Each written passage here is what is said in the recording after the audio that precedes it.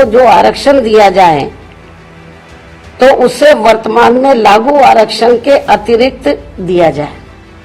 मेरी इस अपील पर सरकार अमल नहीं करती है तो भी हमारी पार्टी इस बिल का इस खास बात को ध्यान में रखकर समर्थन करती है कि देश में पुरुषों की तुलना में सर्व समाज की महिलाएं अभी भी काफी पिछड़ी हुई हैं। पूर्व में केंद्र की रही कांग्रेसी सरकार द्वारा लाए गए बिल में भी इसकी व्यवस्था नहीं की गई थी, लेकिन अपने राजनीतिक लाभ के लिए अब इस पार्टी के भी नेता यानी कि कांग्रेस पार्टी के भी नेता इन वर्गों की महिलाओं को अलग से आरक्षण दिए जाने की बात कर रहे हैं, वकालत कर रहे हैं।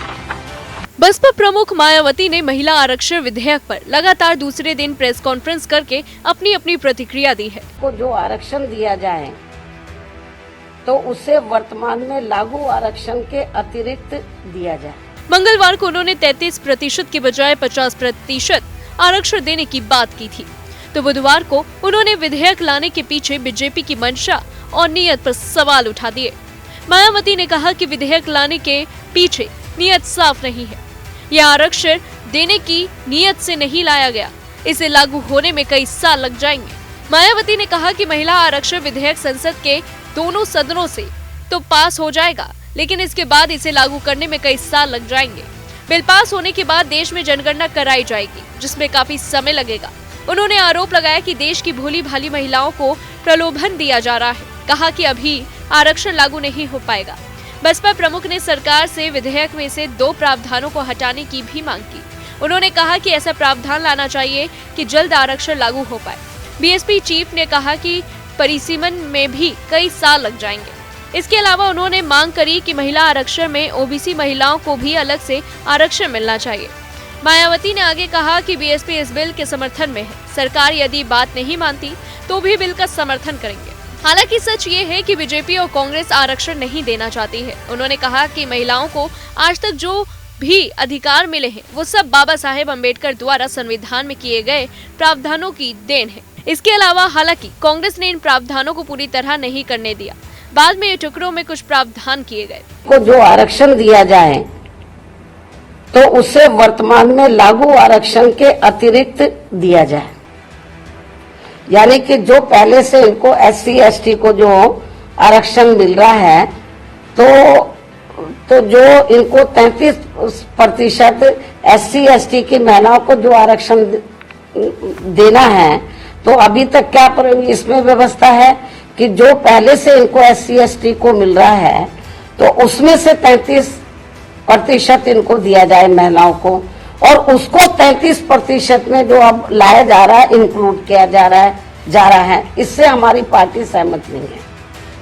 बल्कि इनको ये आरक्षण अलग से दिया जाना चाहिए, 33% में दिया जाना चाहिए। इसके साथ ही देश की ओबीसी वर्गों की महिलाओं का भी इस महिला आरक्षण विधेयक में अलग से आरक्षण का कोटा सुनिश्चित किया जाना चाहिए। जो सामान्य वर्गों की महिलाओं की तुलना में ये अभी भी काफी पिछड़ी हुई है, और यदि इन सभी वर्गों की महिलाओं के आरक्षण के मामले में यानी कि एससी एसटी और ओबीसी की महिलाओं के आरक्षण के मामले में मेरी इस अपील पर सरकार अमल नहीं करती है तो भी हमारी पार्टी इस बिल का इस खास बात को ध्यान में रखकर समर्थन करती है कि देश में पुरुषों की तुलना में सर्व समाज की महिलाएं अभी भी काफी पिछड़ी हुई हैं। ये वीकर सेक्शन की तो पिछड़ी हैं, लेकिन पुरुषों की तुलना में जो सामान्य महिलाएं वो भी काफी पिछड़ी हैं। जबकि महिलाओं के मामले में वास्तव में सच्चाई तो ये है कि इन्हें अभी तक जो भी अधिकार मिले हैं, जनरली महिलाओं को जो भी अधिकार मिले हैं, तो वे अधिकांश हिंदू कोड बिल के तहत परम पूज्य बाबा साहब डॉक्टर भीमराव अंबेडकर के अथक प्रयासों से ही मिले, जिसे उस समय कांग्रेसी सरकार ने इसे पूरे तौर से पास नहीं होने दिया था, जिसे फिर बाद में टुकड़ों टुकड़ों में पास किया गया। इतना ही नहीं बल्कि इन वर्गों की महिलाओं को अलग से आरक्षण दिए जाने के मामले में पूर्व में केंद्र की रही कांग्रेसी सरकार द्वारा लाए गए बिल में भी इसकी व्यवस्था नहीं की गई थी, जिसके कारण उस दौरान ये बिल पास नहीं हो सका था। लेकिन अपने राजनीतिक लाभ के लिए अब इस पार्टी के भी नेता यानी कि कांग्रेस पार्टी के भी नेता इन वर्गों की महिलाओं को अलग से आरक्षण दिए जाने की बात कर रहे हैं, वकालत कर रहे हैं।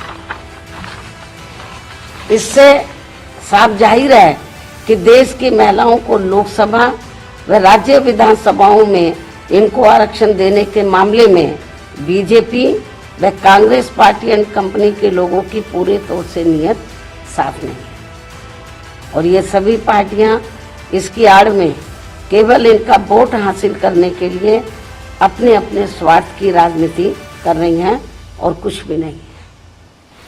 इसलिए देश की महिलाएं ऐसी सभी पार्टियों से जरूर सावधान रहें जिनसे इन्हें कुछ भी हासिल होने वाला नहीं है। इन्हीं जरूरी बातों के साथ ही अब मैं अपनी बात यहीं समाप्त करती हूँ। धन्यवाद। ऐसी ही तमाम बड़ी खबरों से जुड़े रहने के लिए हमारे सभी सोशल मीडिया प्लेटफॉर्म्स को फॉलो करना ना भूलें।